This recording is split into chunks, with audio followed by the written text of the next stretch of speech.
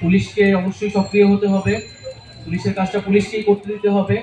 আমরা নিজেরা কেউ আইন হাতে তুলে নিব না এবং শান্তি, সম্প্রীতি এবং সহনশীলতার চর্চাটা আমাদের প্রত্যেকে নিজ নিজ জায়গা থেকে আসলে করতে হবে এবং সকলে মিলে আমরা এই সময়টা কাজে লাগাবো যাতে আমাদের দেশের সামনের দিকে সমৃদ্ধিটা হয় এবং পুরো রমজান মাস জুড়েই যাতে দ্রব্যমূল্য আরও নিয়ন্ত্রণে থাকে এবং ঈদের সময় মানুষ যাতে স্বস্তিতে ঈদের বাজার করতে পারে এবং নিরাপদে তার যে বাসায় ফেরত যেতে পারে, নিরাপদে সড়কের যাতে নিরাপত্তাটা থাকে, সেই বিষয়গুলো করবে, এটা আমাদের প্রত্যাশা থাকবে। আপনাদের সবাইকে ধন্যবাদ জানাচ্ছি, সাংবাদিক কর্মীদেরকে ধন্যবাদ জানাচ্ছি এবং সাংগঠনিক জায়গা থেকে তো আমরা এনসিপি মাত্র কার্যক্রম শুরু করেছি।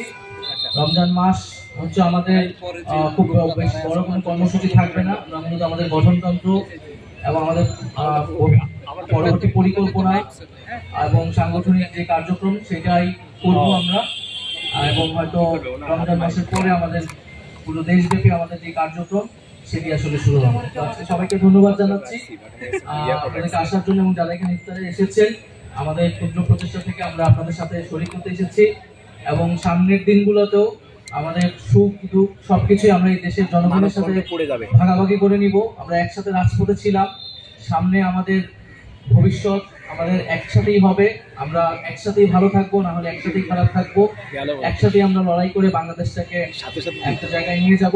আমরা সমাজে সম্প্রীতি এবং সহিষ্ণুতার যেই শিক্ষা ইসলাম আমাদেরকে দেয় সেটা আমরা এই শুধু রমজান মাস নয় পুরো বছরব্যাপী আমরা সেটা চর্চা করব এবং আমাদের সমাজে যাতে সম্প্রীতি এবং শান্তি প্রতিষ্ঠা হয় সেই জন্য আমরা কাজ করব। আমাদের সমাজে এখন আমরা নানা রকম অস্থিরতা দেখতে পাচ্ছি, আইন শৃঙ্খলার পরিস্থিতিরও উন্নয়ন ঘটেনি আমাদের আকাঙ্ক্ষা অনুযায়ী।